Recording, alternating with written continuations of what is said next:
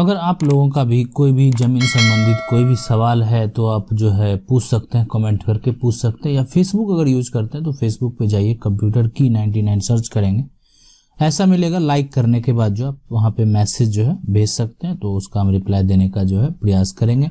देखिए, अभी पूछा जा रहा है कि बिहार में जमीन का नामांतरण प्रक्रिया क्या है। फोती नामांतरण का अर्थ है रैयत मृत पिता के नाम से स्थान पर वारिस के नाम रैयत के रूप में चढ़वाने की प्रक्रिया। तमाम बातें हैं ये जो पूछ रहे हैं। देखिए, हम आपको बता देते हैं कि अगर आपका जो नामांतरण का जो प्रक्रिया यहाँ पे होता है तो वो आपका डिपेंड करता है कि आप जो है क्या मन करना चाहते हैं। तो जो वंशज हैं, ठीक है, जो वंशज हैं, जो उनके वारिस हैं, उनके नाम पर जो है वो चढ़वाने का प्रक्रिया यही होता है। पहला कि अगर वो एक तरह से बहुत संख्या में होना चाहिए तो सबका अलग अलग जमाबंदी बनाया जाता है, ठीक है, जमाबंदी एक संख्या दिया जाएगा। हाँ, जो लोग नहीं हैं मतलब मृत हो गए तो उनका मृत्यु प्रमाण पत्र दिया जाता है। मृत्यु प्रमाण पत्र वो जो है वहाँ उसका मान्य है। और उसके बाद वंशावली में कि आप इसके वंश हैं उसके हिसाब से जो है जमीन का जो है नाम ट्रांसफर हो जाता है। मतलब उसके बाद जमाबंदी जो है जो पिता है उनके नाम से वो आपके नाम पे आ जाएगा। यही प्रोसेस है और यही जो है इसका तरीका है। और कुछ भी जानना चाहते हैं तो आप मैसेज कर सकते हैं, हम आपको सजेस्ट कर देंगे किस तरीके से आपको करना है। अगला सवाल पूछ रहे हैं कि खतियान से दादाजी ने 17 डिसमिल जमीन बेचा था और उसमें से 45 डिसमिल जमीन जोत कर रहा है, केवाला नहीं दिखा रहा है तो आप उसका निकाल लीजिए। आपको अगर वो माइंड में है तो उसका जानकारी आप प्राप्त कर लीजिए, ठीक है। और दूसरी चीज है कि अगर 17 डिसमिल जमीन बेचा था तो रसीद भी 17 का ही कटा रहा होगा, उसका देख लीजिए। जितना का रसीद कटा रहा होगा उतना ही जमीन इसका मतलब बेचा गया होगा। और 45 अगर बेच रहा है तो सबसे पहला शिकायत सीओ के पास करना चाहिए। देखिए, ठीक है, सबसे पहले ये शिकायत सीओ के पास करना चाहिए। दूसरा स्टेप में जो है डीसीएलआर कोर्ट में आप जा सकते हैं अगर जब वो कर रहा है तो, या एसडीओ कोर्ट में भी जा सकते हैं यहाँ पे। इसलिए जबरदस्ती करने का मामला है। और सबसे बेस्ट होता है सब जज के पास यहाँ पे, मतलब ये एक तरह से डिग्री होने के बाद वो एक तरह से 100% पावर की बात हो गई, ठीक है। तो यहाँ से तो होना ही है। अगला सवाल ये पूछ रहे हैं कि कोई जमीन मेरे दादा ने मेरे चाचा के नाम से खरीदा था, ठीक है, दादा ने चाचा के नाम से खरीदा। दादा और चाचा दोनों मर चुके हैं, अब मेरे पापा उस जमीन से अपना हिस्सा कैसे लेंगे। देखिए, दादा ने अगर चाचा के नाम से खरीदा था और उस समय नाम से खरीदा जाता था, ये बिल्कुल है, खरीदा था, और दादा जो है अब अगर वो नहीं देना चाह रहे हैं हिस्सा अगर आपका, ठीक है, तब आप जो है उस पे अब वो जो चाचा होंगे वो बड़े होंगे, ठीक है। छोटे भाई के नाम से अगर खरीद लेता है, देखिए कानूनन बिल्कुल एक साक्ष्य देने के बाद जो है आप उस पर लड़के ले सकते हैं, अगर मान लेते कुछ साक्ष्य देंगे तो। लेकिन अगर वो बड़ा भाई है तो इजीली मिलेगा, ठीक है। छोटा है तो उसका एक जो है अलग से कुछ भी, लेकिन पिताजी के द्वारा खरीदा गया था और उस समय भी ये भी देखा जाएगा कि जो चाचा है उनका एज कितना था। तमाम बातें हैं जो कि डिस्कस वहाँ पे होगा। तो अगर ऐसा कुछ होगा तो वो आपको जरूर हिस्सा मिलेगा। इसके लिए सबसे पहले जो आपको जो है डीसीएलआर कोर्ट में जो है जाना चाहिए और वहां से जो है आप इसको कर सकते हैं सारा चीज जो है। अगला जो है ये कि अगर वहां खतियान फटा है तो कहाँ से मिलेगा, ठीक है। देखिए, बता देते हैं, जमीन का खतियान जो है आप डिस्ट्रिक्ट कार्यालय में जाइए, वहां से अगर नहीं है तो आप जिला जो है एक तरह से जिला के बाद जो आपका जो भी राजधानी जैसे पटना है या जो भी जिस राज्य से आप बिलोंग करते हैं वहां जो अभी लेखाकार विभाग है तो वहां से आपको वो चीज मिलेगा। अब मन में आएगा कि वहां भी फटा हुआ है, ठीक है। तो एक चीज देखिए, डिटेल्स ऐसा नहीं है, डिटेल्स का बहुत सारा कॉपी रहता है। थोड़ा सा प्रयास करेंगे, ठीक है। हो सकता है कि आदमी को दिखाना नहीं चाहता है, ओल्ड वाला कुछ विवादित चीज है तो बहुत सारी बातें हैं, लेकिन ऐसा नहीं इतना उसका नकल कॉपी रहता है कि उतना आसान नहीं है कि ये बोल देना कि ये जो है फटा हुआ है, ठीक है। इसलिए वो रजिस्टर मेंशन भी रहता है, इस बात को आप समझिए।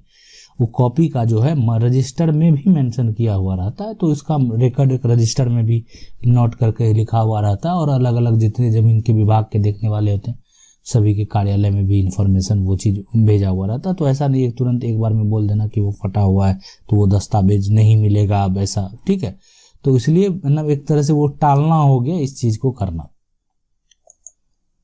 अगला बात जो ये पूछ रहे हैं कि जो पहले मुंगेर जिला था और बाद में नया जमुई बना, खतियान वहां फटा हुआ है, कहां से निकलेगा।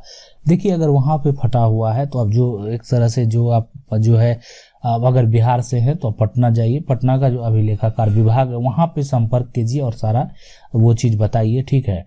और एक चीज जो है, जाने से पहले एडीएम साहब को आवेदन जरूर कर दें कि मेरा जो है जो भी मामला है जहाँ पे भी है, हमको ओरिजिनल खतियान अपना पुराना वाला निकालना था लेकिन ऐसे ऐसे समस्या है, तो ये जरूर एक बार कर देना चाहिए कि आप, ताकि जो अगर कोई कारणवश आपको टाल दिया गया होगा तो उसका कोई ना कोई उपाय लग जाए, ठीक है। आगे की बात करेंगे, खतियान का नकल जो है कैसे निकाला जाता है। देखिए नकल निकाल सकते हैं, जब अपना डिस्ट्रिक्ट कार्यालय में जाइए और उसके लिए वहां पे आवेदन करना पड़ता है अभिलेखाकार विभाग में, और जो है आप वहां से जो है निकाल सकते हैं अपना खतियान का जो नकल है। पुराना निकालना चाहते हैं, नया निकालना चाहते हैं, और नया की अगर बात करें तो नया ऑनलाइन भी अवेलेबल है, नया जाके ऑनलाइन भी उसका इंफॉर्मेशन देख सकते हैं और जो है उसको यूज में भी कर सकते हैं। तो वो जो भूमि जो है बिहार भूमि साइट है, और उसमें जो ircbih.nic.in भी अगर खोलेंगे, IRC है ना, bih.nic.in, तो इस साइट पे सारा भी इंफॉर्मेशन अवेलेबल है, आप वहां से जाके भी देख सकते हैं। सर डिस्ट्रिक्ट सिवान में है और फर्स्ट सर्वे और सेकेंड सर्वे कब हुआ था। देखिए पहला सर्वे 1905 में अंग्रेज द्वारा हुआ था और दूसरा सर्वे जो हुआ था 1960 में सरकार द्वारा हुआ था, मतलब पहला 1905 में, दूसरा 1960 में सर्वे हुआ था। और उसके बाद जो है दोनों टाइम खतियान बनाया गया, ये पुराना खतियान है और ये नया खतियान जो अभी तक चल रहा है, अब जो हो रहा है उसके बाद वाला ही सर्वे हो रहा है, ठीक है। अब इसके बाद सब कुछ खतियान आ जाएगा, नक्शा आ जाएगा, मतलब सब कुछ अब जो है मतलब इतने समय के बाद जो है मतलब समझ लिया फिर से एक बार नया आएगा, फिर से थोड़ा मोड़ा हो सकता है अशुद्धियां होगा तो उलझन पैदा होगा, तो ये तमाम बातें हैं। लेकिन फिर भी उसको जो है अगर कुछ भी ऐसा है तो एक्टिव रहने वाली बात है। आज डिजिटल का जमाना है, हर चीज तुरंत पता चल जाएगा क्या आया कब आया, पहले ऐसा नहीं था, तो इसलिए ये सब चीज जो है आसान होगा थोड़ा सा। अगला जो ये पूछ रहे हैं कि ये जो है शुद्धि पत्र ऑनलाइन लोड हम कर सकते हैं। बिल्कुल, अगर सीओ के द्वारा जो करंट में जारी किया हुआ शुद्धि पत्र है तो 100% आप चाहिए तो ऑनलाइन, वो एक बहुत बेहतर वैलिड डॉक्यूमेंट है, कहीं तरह का कोई भी समस्या नहीं है, आप उसको कर सकते हैं, कोई दिक्कत नहीं है, ठीक है।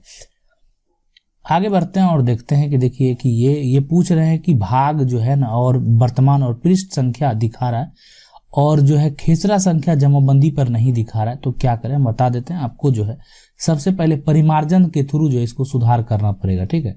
परिमार्जन में आपको जो है खेसरा नहीं शो कर रहा है मतलब, लेकिन उसके लिए आपको ऑफलाइन रसीद जो आप वहां से कटाते हैं, कागज वाला रसीद, वो रहना चाहिए। अगर वो नहीं है तो उसका ऑप्शन नहीं है बिल्कुल, तो अगर वो नहीं है तो और सारा भी, लेकिन ऑनलाइन परिमार्जन करेंगे, आपका नंबर आएगा तो आपका वो चीज जो है सुधार कर दिया जाएगा, कहीं कोई समस्या इसमें नहीं है।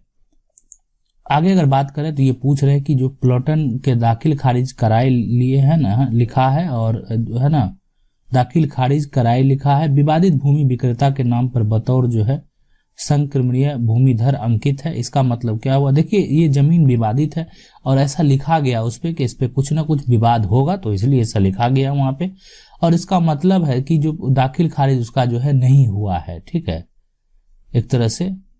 तो इसमें मतलब जो है, तो जब भी होता है ना तो लिख देता है, मतलब सीओ के द्वारा स्पष्ट कर दिया जाता है जमीन विवादित है, जमीन पे केस चल रहा है, जमीन जो है या दूसरे का बहुत तरह की बातें हैं जो कि स्पष्ट कर दिया जाता है। जो अपना वो उनका एक अपना पावर है और उस लेवल तक वो लोग जो है काम करते हैं, और उसके अलावा ऊपर जो अधिकारी हैं उनका अपना पावर है, और जो है जज जो है सब जज हैं न्यायालय में जो है उनका वहाँ अपना पावर है, तो सबका अपना अपना एक पावर बना हुआ है। तो यहाँ पे दाखिल खारिज जो है केवाला को वेरीफाई करने का सीओ के पावर है। अगर सब कुछ सही हुआ तो उसको कर दिया जाता है, और अगर कुछ त्रुटि हुआ तो उसको वहां पे लिख दिया जाता है। तो ये हो गया।